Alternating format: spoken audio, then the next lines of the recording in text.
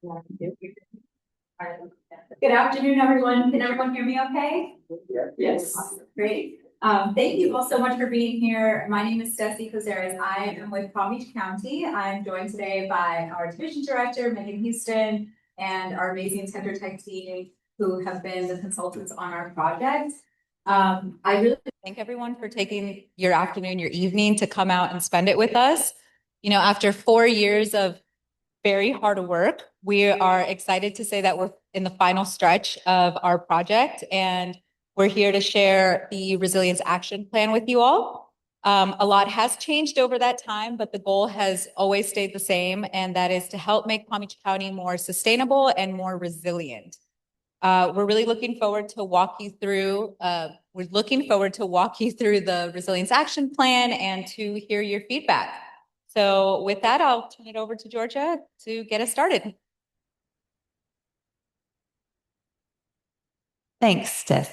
Let's see if I can talk loud enough so I don't have to hold the microphone and work the keyboard at the same time. So thank you all for being with us tonight. My name is Georgia Vince. I'm with Tech, and I've been working with our team and with the county for a little over 3 years now to first identify climate threats that are affecting Palm Beach County and the residents, and then develop actionable items and plans that we can put into practice and implement to ensure that the county is more resilient in the future. Tonight, we're just going to give you a project overview, what we've been doing for the past 3 years, talk about the climate risk assessment and the results of that risk assessment. We'll talk about the goals that we developed for the Resiliency Action Plan, and then the projects that are planned to be implemented as part of that plan. We always have been out here several times now, so we always like to get input and feedback from you. So we will have some Menti questions if you remember from a previous meeting, or maybe you haven't been, but if you have your cell phone out, you can answer these questions live. But we'll also have Tammy here and Sophia in South Bay to help kind of bring the mic around and talk through any other questions or topics that you'd like to share with us tonight. As I mentioned, it is a team effort that's helped us with this project. It's been quite a big lift. Supporting the project from an outreach perspective is S.A. Nelson, Sophia, and Erica with Brazaga. We have a GIS firm called Clearview Geographic that helped us with the vulnerability assessments that we'll be talking about. And Erin Dede is going to be helping me with the presentation tonight. So this was the team that put this project together. So let's really just talk about some of the terms that we'll be saying tonight so that everybody's on the same page. Adaptation is the process of adjustment to the expected climate and its effects. Assets are the people, the resources, the ecosystems, the infrastructure, and the services they provide. These can be tangible things or intangible things within the community. Mitigation is human intervention. So when we take action to offset those consequences, resiliency is the capacity of the community to rebound and recover from different disruptions. Retrofitting means modifying or infrastructure or buildings. Risk is the potential cost if something of value is damaged or lost. And then sensitivity is the degree to which a system, a population, or a resource might be affected by these climate hazards. So we had a series of goals that we set out in the beginning of the project for the resiliency plan. We really want to address the climate hazards by implementing strategies to mitigate the impacts of these climate hazards, such as flooding and heat, on the county's assets and the community.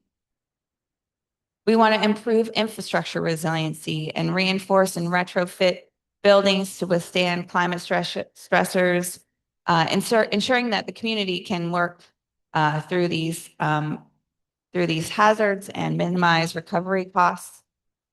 We look to ensure that we are considering environmental benefits as we implement these projects through green infrastructure and habitat conservation. We want to ensure meaningful community engagement and safeguarding neighborhoods, focusing on projects that benefit low and moderate income communities, reflect input from stakeholders, you the stakeholders, preserve cultural and heritage assets, and strengthen community resiliency and safety. And then streamline these implementation and adaptation measures to ensure operational efficiency. So we prioritize feasible and cost-effective solutions to simplify implementation and reduce operational burdens. So basically simplifying this project down into 3 steps. We started with the vulnerability assessment to look at the climate hazards and identify areas at risk. We developed adaptation strategies and project implementation plan to reduce the risks of those climate hazards in the adaptation plan that we're going to be talking about tonight. And then the next step is implementing those strategies and projects to support the future resiliency of the community. And that includes identifying funding and implementation grants. I am going to turn it over to Erin now to talk about the climate risk assessment and the hazards that we evaluated throughout the county.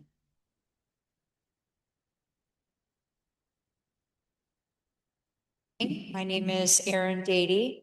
I'm wearing green tonight in solidarity with my very sad today. But anyway, I am here. Did make it after a late night. So we have previously we conducted the vulnerability assessment, which predominantly looked at flood risk. But the overall resilience action planning process encompasses more than just flood risk. We looked at the impact of climate threats in the Western communities and in assets within the municipality that the county cares about or owns and maintains. We looked at other different types of climate threats, including heat, drought. We know with water supply, the extremes become more extreme. Times where we've got too much water and times of not enough. We looked at severe rainstorms, wildfire. Again, we did look at flooding, and we looked at coastal erosion. We factored in the amount of sea level rise under current and future conditions, rainfall, tidal flooding, storm surge, and at times those types of flood risk can compound one another, especially over in the coastal areas. We looked at using the asset databases that the municipalities and the county have, where we could build those databases with other federal and state data sets. And then we went through a prioritization process where we were looking at what assets needed to be potentially adapted and when. And that all provides a baseline essentially for this, what I like to call an umbrella resilience action plan, which can kind of guide the county's strategies and projects going into the future to alleviate these climate risks.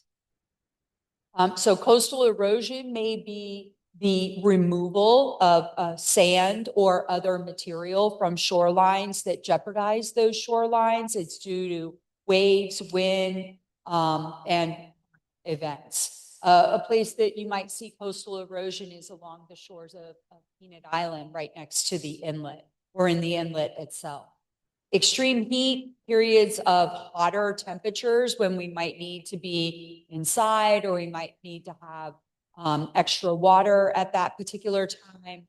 A strategy to address the periods of hotter temperature are cooling centers, recreational centers.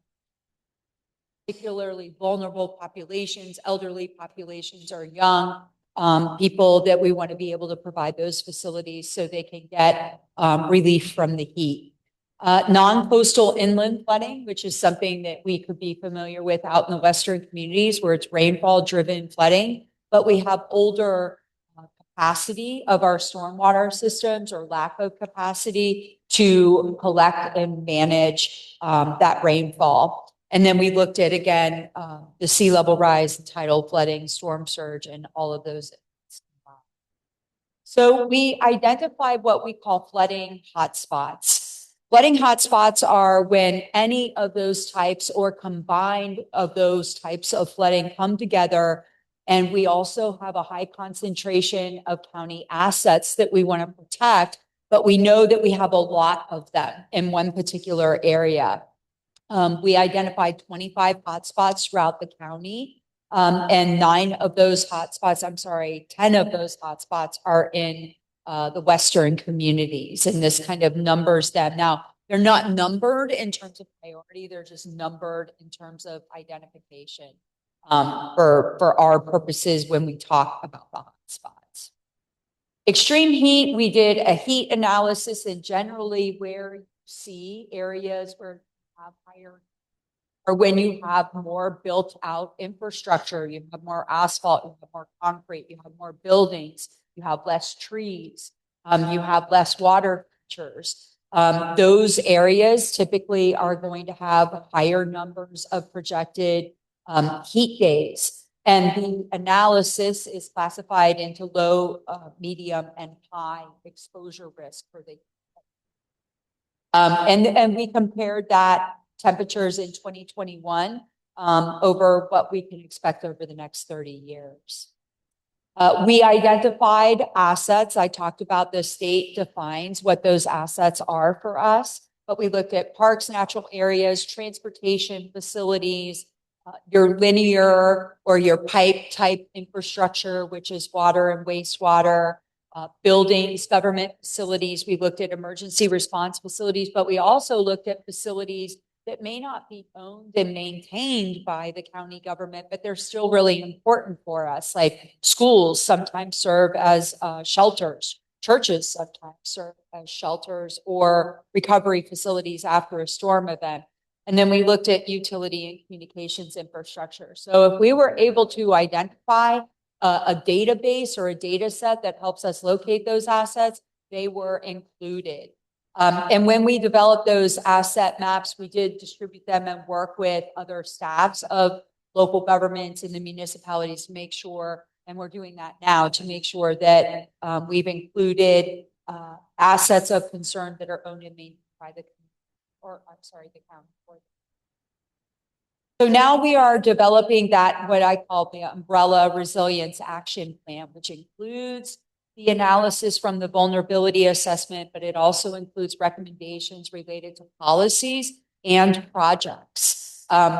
With those projects, George is going to talk about that we've gone into more design of those projects and understanding what the budgets of them are. So we're ready with potential grant applications, but all of this data was developed and analyzed together to develop the resilience action plan draft. So strategies are part of that respond to these climate threats. It evaluates a way that we can get to net zero greenhouse gas emissions, which saves us on operating costs for buildings and facilities.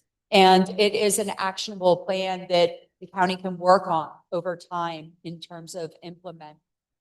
We also wanted to make sure that there was an equitable distribution of projects over those flooding hotspots to make sure that they're all not lumped in dealing with one hotspot. They're addressing all of the assets in the hotspots that we identified. And then we have a mechanism to track project implementation, spreadsheets and things like that the staff can use. Are we on track? Are we implementing these things in a timely manner based on the impacts? There are goals and objectives for the adaptation projects where we can achieve mutual and multiple benefits at the same time.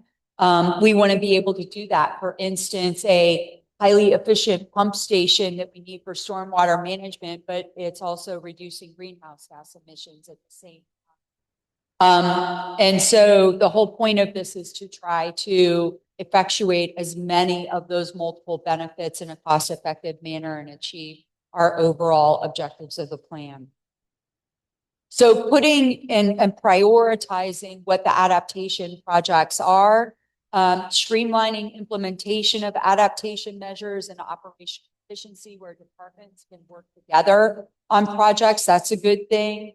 Addressing the climate hazards, that's 20%. Delivering environmental benefits is 21%. Improving infrastructure, which is probably, what you can think of as just dealing with our gray infrastructure, our pipes, our buildings, our flood resiliency, that's 15%. Meaningful public engagement, continuing to talk about the plans process and communicating with the community about it, is 22%. And then 22% is also the streamlining of the implementation of those projects. So I'll walk through some examples, or are you going to walk through? I'll take two of them and then you can take the rest. So natural resources, this area is really rich with those co-benefits that I was talking about, because natural resource related projects provide a flood or a heat related benefit, but at the same time, they improve our air quality, improve our aesthetic quality.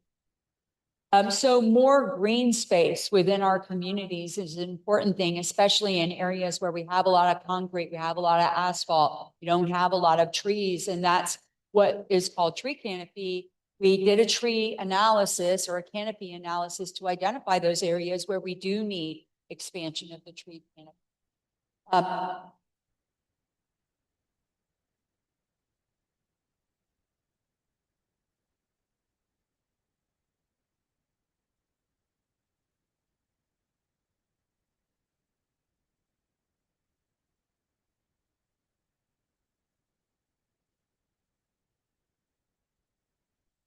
Making sure that when a project is redeveloping, they're doing it in a way that considers future flood conditions.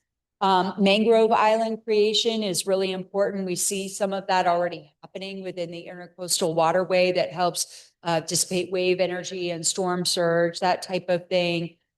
Dune stabilization and beach renourishment are all projects within that natural resources realm. Community facilities, this is an important one. Making sure that our facilities are resilient and are going to be open after, for instance, we have a storm event. More shade infrastructure around our buildings and facilities so we can reduce power and energy costs. Making sure that our buildings are multi-purpose. For instance, I talked about earlier a parks facility that can also serve as a resilient hub or a resilience hub or a cooling shelter when people have, when we have several days of high heat. Emergency shelter upgrades to make sure that we can house more people and pets during storm events. Hardening government and community facilities to make them less impacted by flood risk for flooding, for perhaps elevating those buildings or having floodgates on those buildings. Addressing frequently flooded roads, that's always an important one. To make sure that our stormwater management is sufficient to clear the roads for emergency vehicles after events. Our water and wastewater facilities to make sure that they're not leaking or we don't have spills of those pipes and facilities during these types of climate events. And then park enhancements that we can achieve those multiple benefits. Now, this picture is, love these, the floodgates that go up temporarily in a storm event. You can see during the last West Coast storms, Tampa Hospital used them to protect the facility. So they're not always there as being an unsightly measure, but they can be temporarily deployed to protect a facility when you are anticipating some high level of flooding. Turn it back over to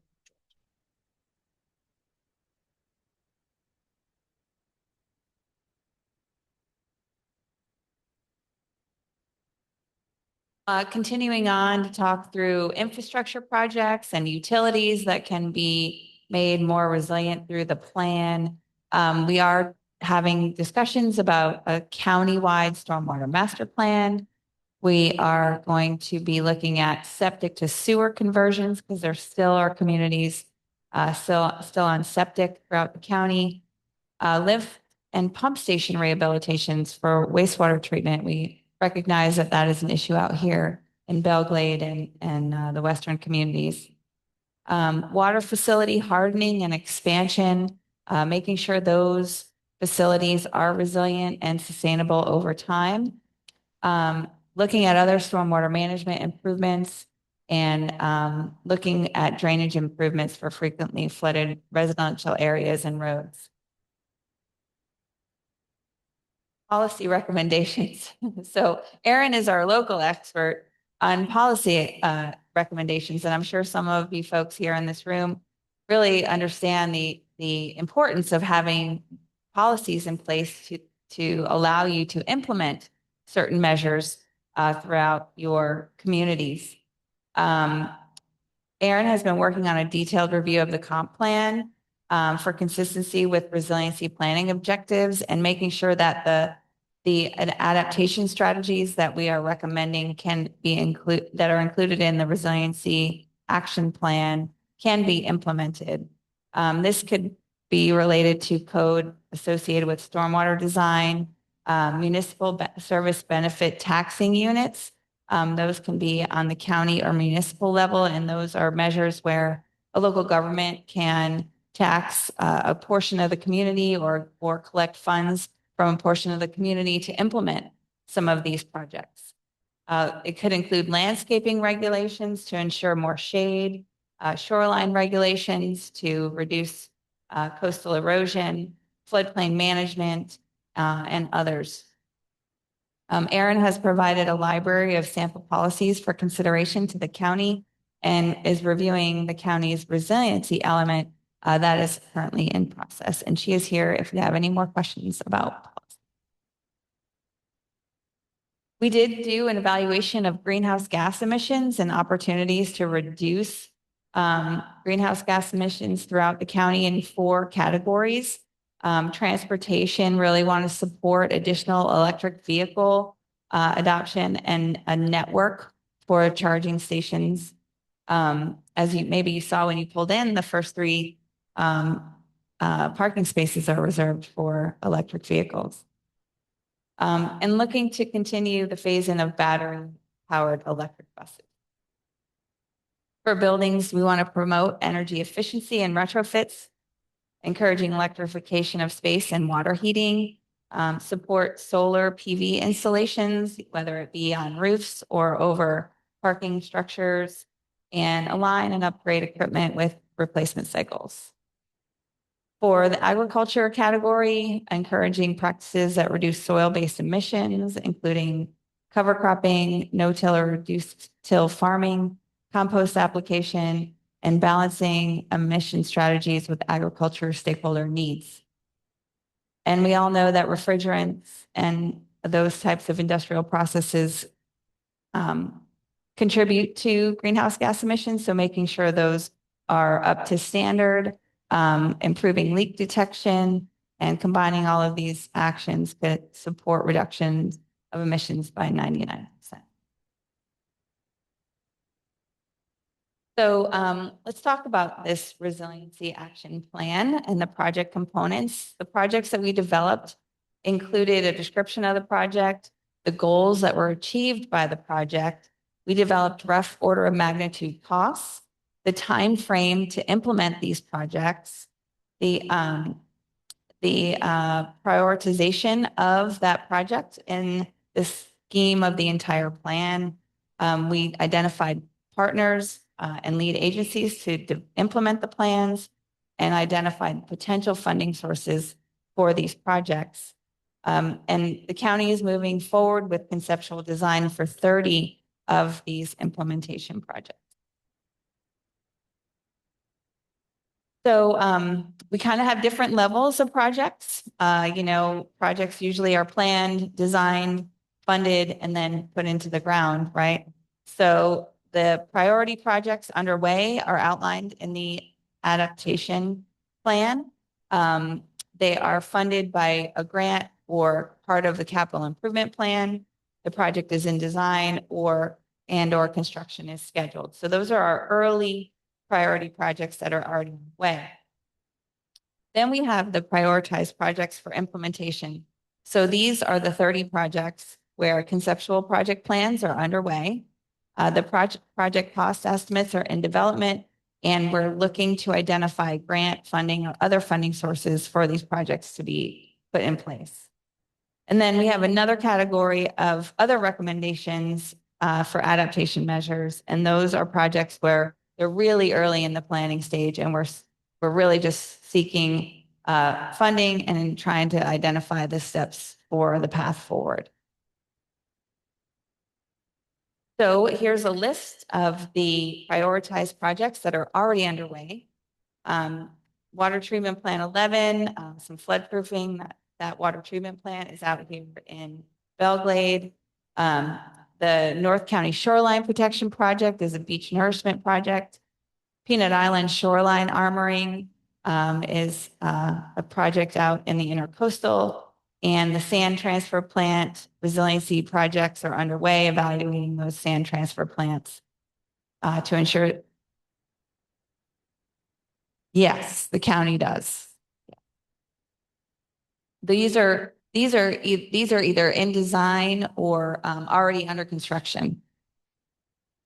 So the Ocean Inland Park project, the C-51 Reservoir Phase 2, which is a connection from that reservoir to the L8 Canal, a drought water supply project for the Loxahatchee River, and the DuBois Park Tidal Lagoon. So here is a list of the prioritized projects that the county is planning to implement. These projects are currently under conceptual design, and we developed rough order of magnitude costs for these projects. Carlin Park is a beach park out in Jupiter, and that we've identified some stormwater management strategies to help combat some of the king tide problems. We have a few projects that look at drainage improvements for problematic roads in eastern Palm Beach County. We're developing septic sewer conversions for 3 areas in Palm Beach County. For the Western region wastewater treatment plant, stormwater improvements, we know that those water treatment plants out here in the Western communities are extremely important for public health and safety. And so those projects are being evaluated for additional stormwater management and other improvements related to their processes. We have been in discussions with the county and the municipalities out here for a multi-purpose building or resiliency hub that is planned out here in the Western communities. That resiliency hub may look like an indoor sports complex where folks can go and play sports indoors instead of outdoors in the summertime. And it can also be used as a resiliency hub where folks can come after an event, or it can be used for a cooling center when there's an extreme heat advisory. The county has the L2 pump station that they own and maintain, and we are evaluating that pump station to ensure that it will be able to continue to function with future sea level rise components. There are several lift stations, wastewater lift stations out here in the Glades region that the county is evaluating to ensure that they are resilient to flooding and future flooding.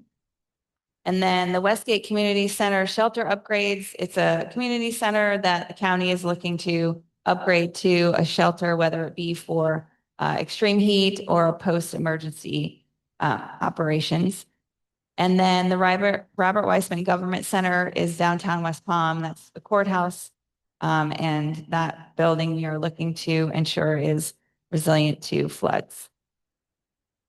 Yes. Is there a question? Yes. Oops, sorry.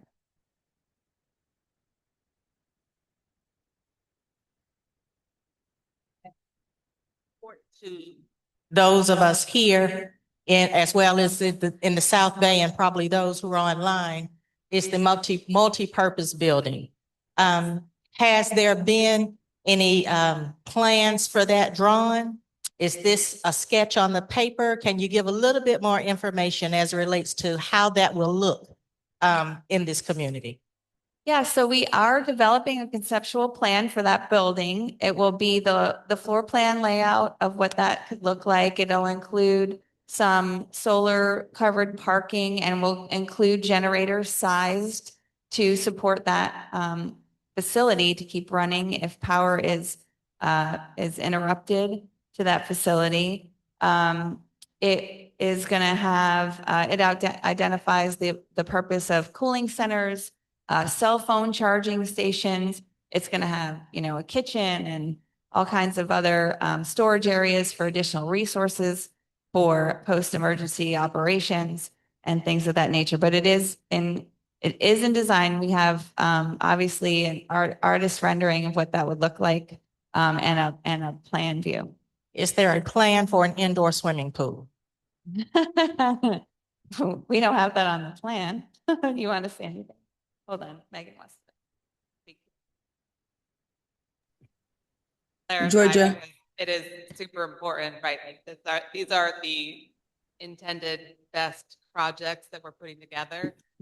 We haven't secured funding for it, but having that plan, understand what is shovel ready, if there were funding opportunities available, makes it much more competitive to go after those funding opportunities. So that's the step here. I just wanted to, being from the county, I want to make that super clear, right? Like that it's important for us to have this list and then see how the community feels, go back to our board, get leadership input, see what the municipalities feel, and that's part of this discussion here today.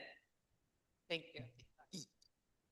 Yes, thank you. Here- If we can put more details into that multi-purpose building while you're at the table now, that would be great for the rest of the community. And we can help fight to get the funding, but we like to see more into that building.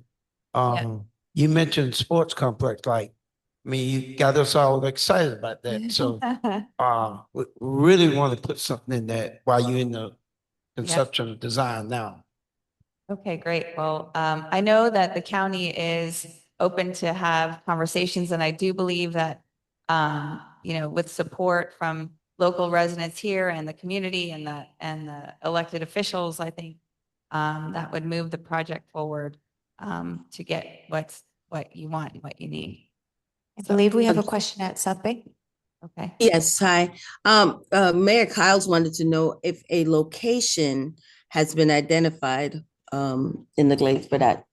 No, a location has not been identified for that project. So that is one of the things that will need to be identified as the project moves forward, obviously. But, I think there's a lot of opportunities locally that that facility could be placed.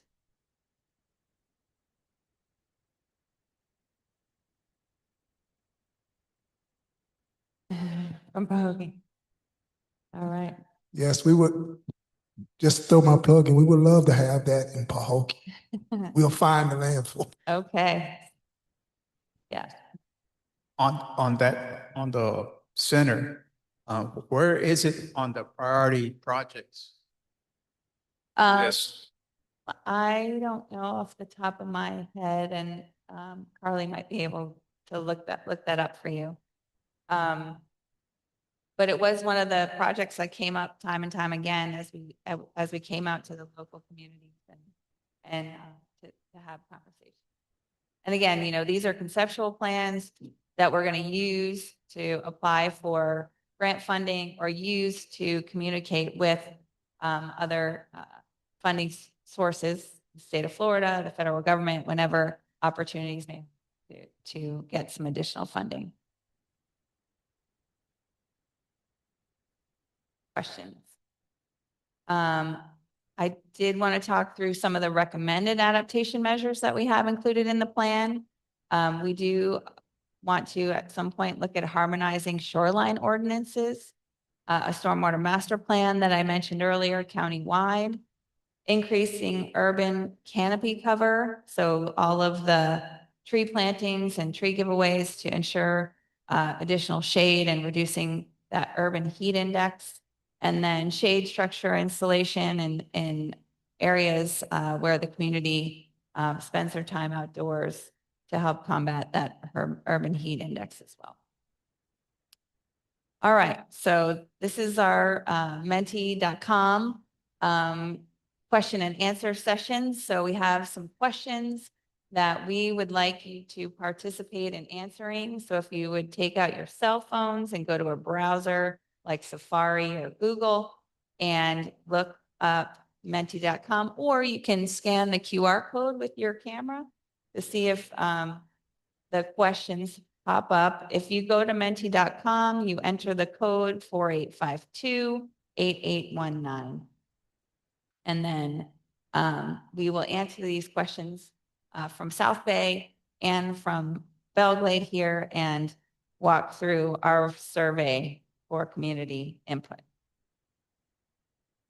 Does anybody have any problems getting onto the menti.com? Need any help? We can walk around the room. Okay, so the first question is, are there any resiliency needs, challenges, or priority issues that you feel are not fully addressed or are missing from the current set of projects? So is there a resiliency need that maybe we didn't capture, something that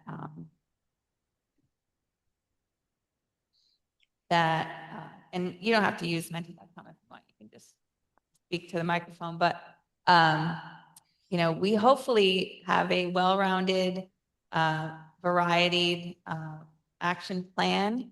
We'll talk a little bit more about implementation of that plan, but we have 5 people on the Menti. So if you think of anything as we continue to go through.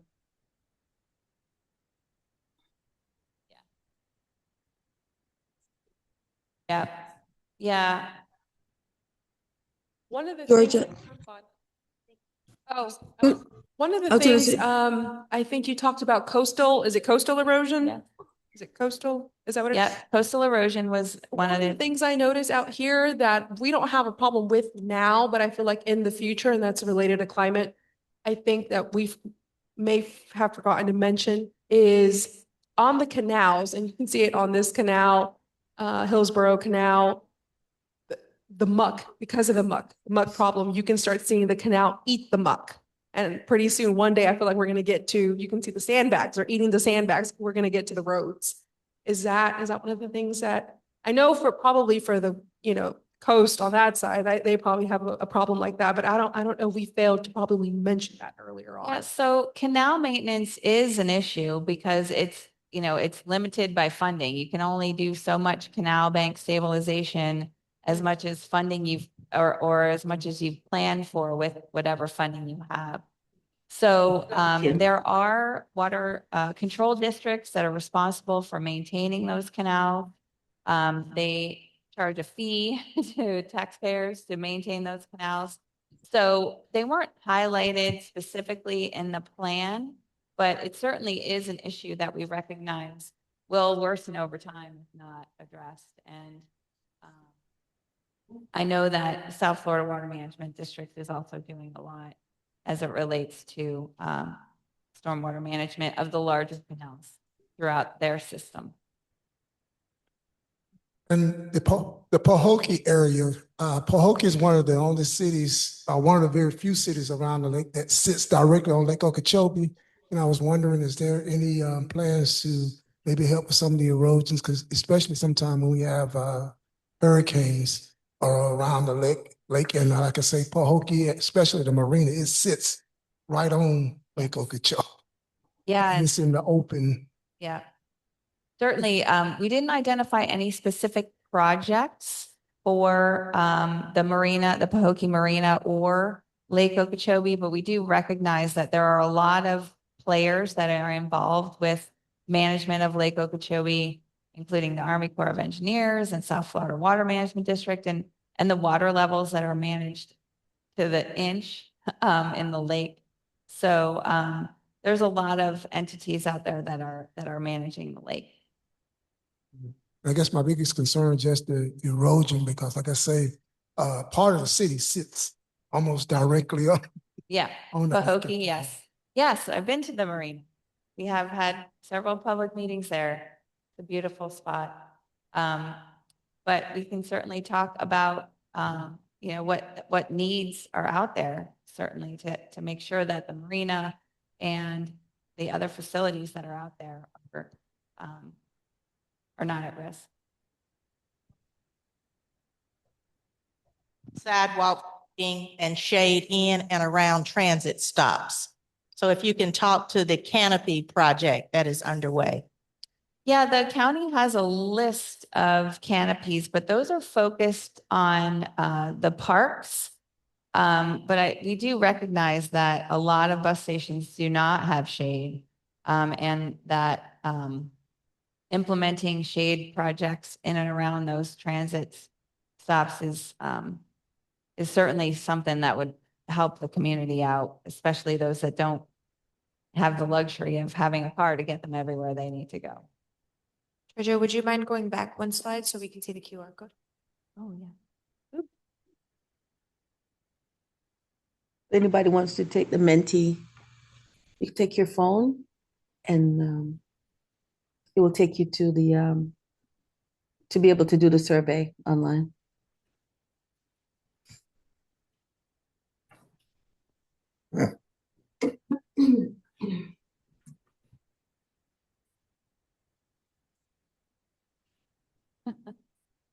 Yeah, and there. Thank you. Okay, great.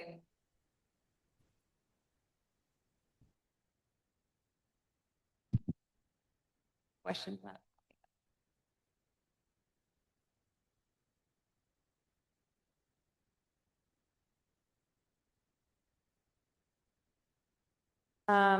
So again, these are the prioritized projects that we talked about. And then I just really wanted to mention, the implementation timeline. This is the timeline that we developed along with Palm Beach County. Some projects are being implemented earlier, some take a little bit more time, whether it's planning and getting all the funding together. So we really wanted to make sure that there was a timeline to get all these projects into the ground as they needed. And we can talk more about that, but and how the county plans to track these projects that are going to be implemented. Yes, ma'am.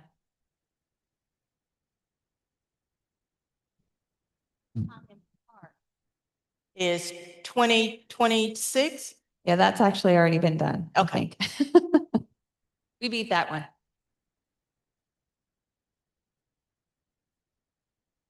And the timeline for the multipurpose building includes planning, identifying the land, buying the land, designing the project, and then constructing the project. So that one has a little bit longer time frame.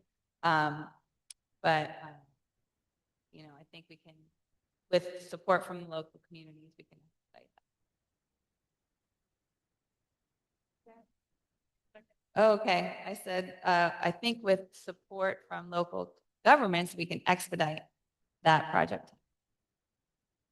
Carly, why isn't the Menti coming up? Oh, here we go. That's why. Okay. So which projects do you believe offer the highest return on investment for the community? So physical adaptations, so flood-proofing building, nature-based solution, like rain gardens and stormwater management using green infrastructure instead of gray, planning, management, and policy projects, community education programs and readiness as it relates to events, or all of the above. We have 10 folks now taking the survey and only 4 have responded. So I can track it in the bottom right hand.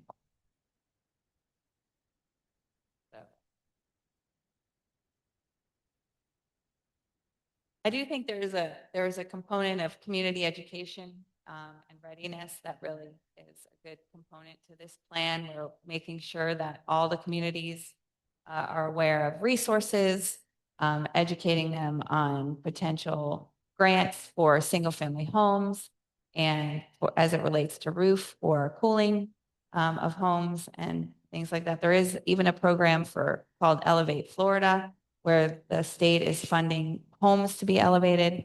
So there's a lot of education opportunities.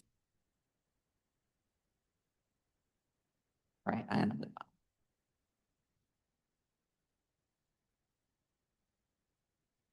Right, we got 5 for all.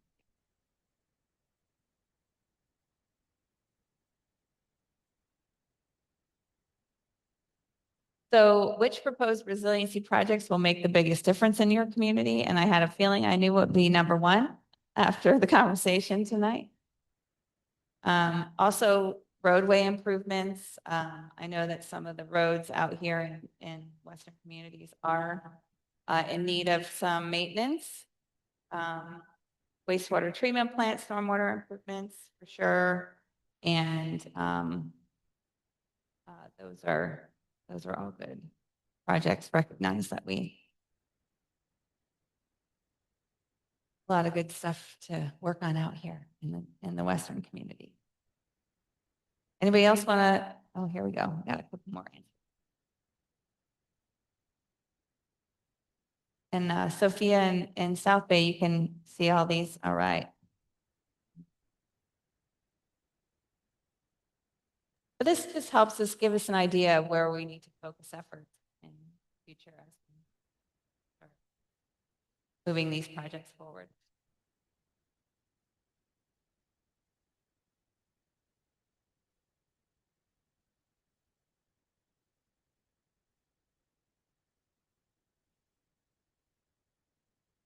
One.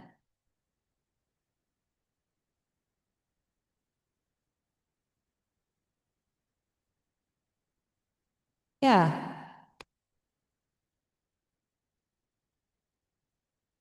And it helps identify what the community really is looking to for improvements and resilience.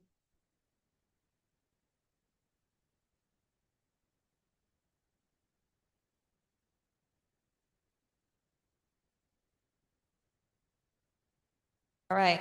I did want to just mention this project tracking dashboard that we're developing with the county. We don't want to come up with a plan that just sits on the shelf. We want to make sure that these projects do actually get put into the ground. And so we've developed a tracking dashboard. It's a GIS or ArcView based tool. It's going to be used to help track progress of these individual projects over time. It'll be updated and expanded by the department staff as new projects come online and as projects move forward and get completed. And this dashboard will be available to the public once it's completed and finalized. So you, as public members of the public, can hold the county accountable for what they're promising to do in this resiliency action plan.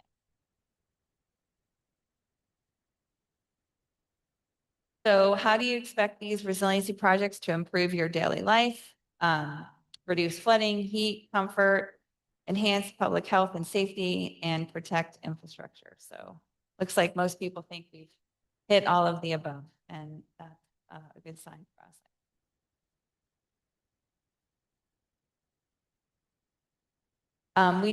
The county does have built environment risk reduction website.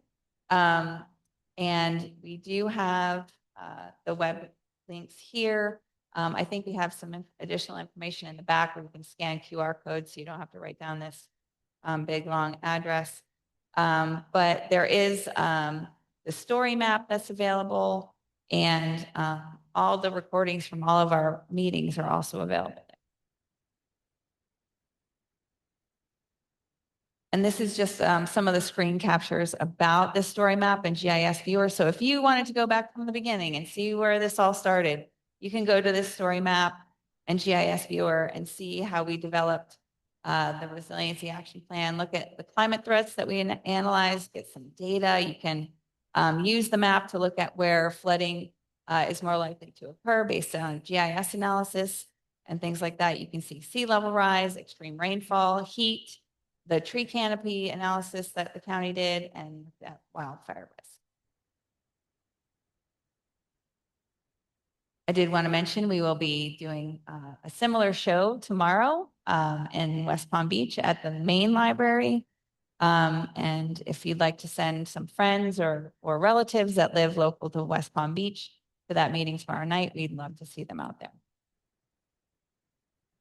And I think that's it. And we will take any questions or discussion that you may have. Happy to get feedback. Yes. Hold on.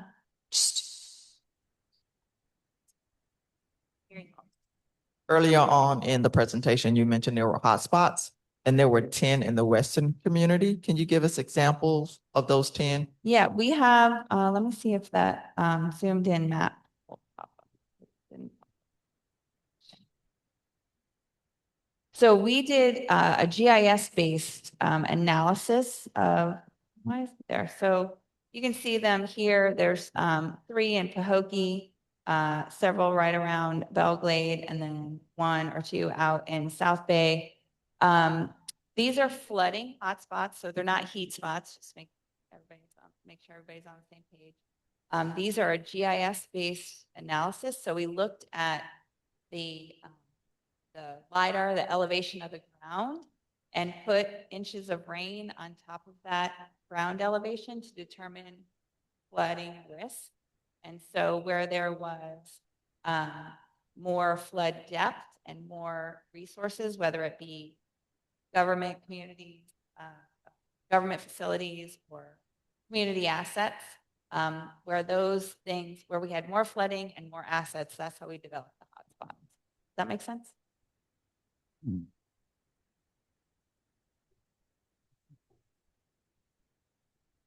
Information? Did you create resolutions of how you would resolve or So measures what in we've place? done is we identified adaptation strategies for flooding. So there's a set of adaptation strategies that you can flood-proof buildings, you can elevate buildings, different things you can do.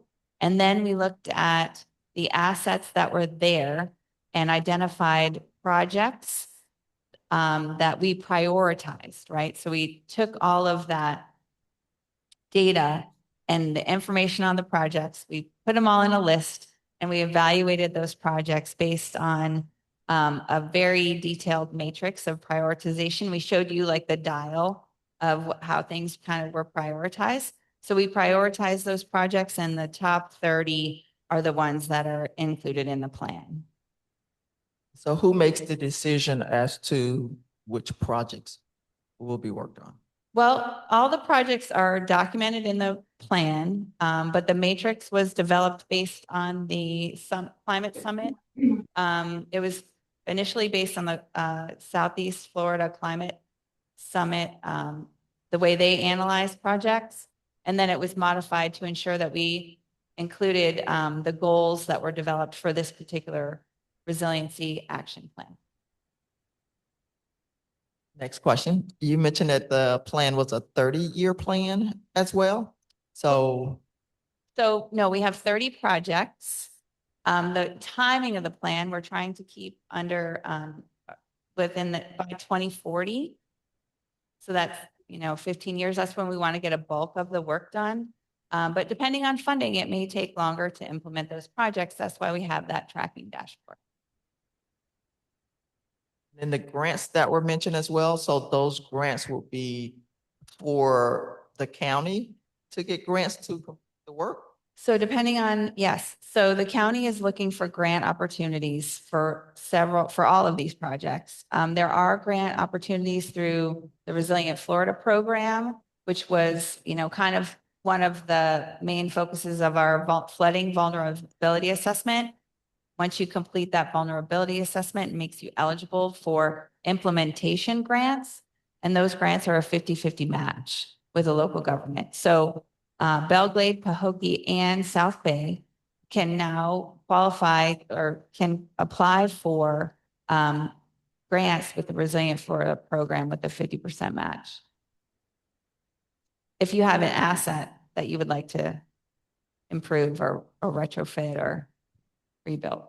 So there's grant opportunities at the state level. There's also grant opportunities at the federal level. And, those are always in flux, but hopefully continue to have those opportunities. Any questions here? As far as the flooding? You have a question?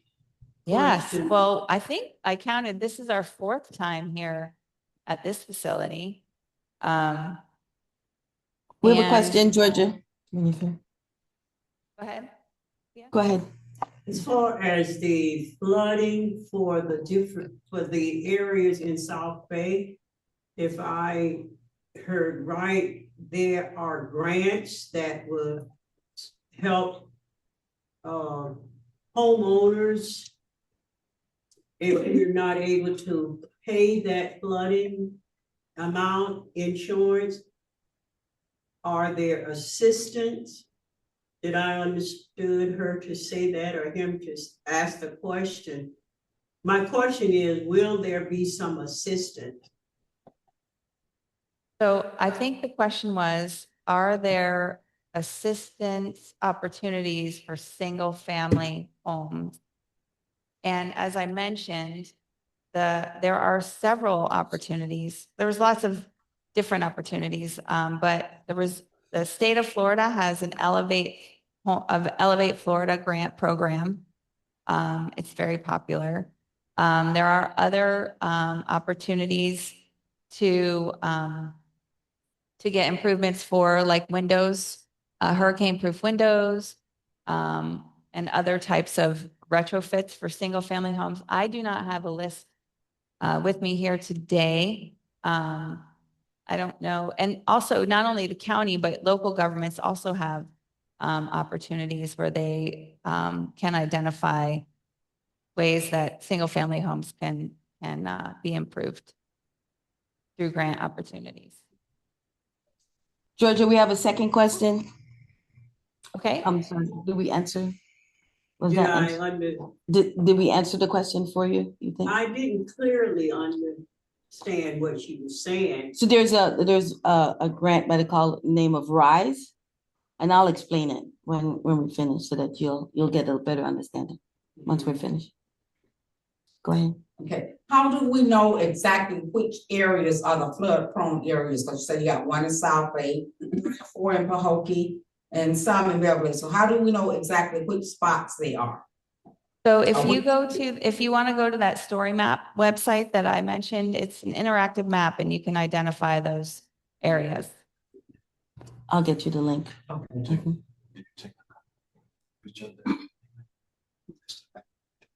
She said she don't get me. I'll get the link. I'll send the link. I think that's it for us over here. Okay. Any other questions or comments? We certainly really appreciate your input and your feedback tonight and staying with us. Please make sure you get a snack before you go. There's Georgia, we had beverages one. and- Oh, Georgia, I'm another sorry, we question? had one more question. Yes. The question or the concern, I noticed that there were prioritized projects that the county have implemented or they are planning to implement it according to the city's need. And the one that I'm concerned about and we've been concerned about is a multi-purpose building that would accommodate our residents if we have a hurricane. And, that was my concern. How is that being handled? So we do have a project on in the plan that's a multi-purpose building. It's targeted to be constructed out here in the Western communities. A location has not been identified, but we will have conceptual plans that with the intent to move that project forward, get some traction on the needs of the community and look for grant funding opportunities, coordinating with the different communities out here to develop, find additional funds, lobby for additional funds, whatever opportunities there are out there. So it is part of the plan. And the county is looking to move a project like that forward through this adaptation plan. So the city has to submit something or, in order for us to start the project, or how does that work? Well, I think things like this open the lines of communication between the local governments and the county.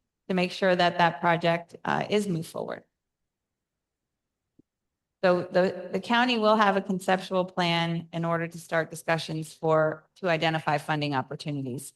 And then the local governments will need to get involved in order to identify a location for that. So is there a deadline for that information to be submitted? Nope, there's no deadlines. We really just want to keep it on the radar so that the project can become part of the actionable items for the plan. Okay, thank you. Thank you. All right. We are going to stick around here for a few minutes. If you'd like to have any more questions while we wrap up, and thank you so much for your participation.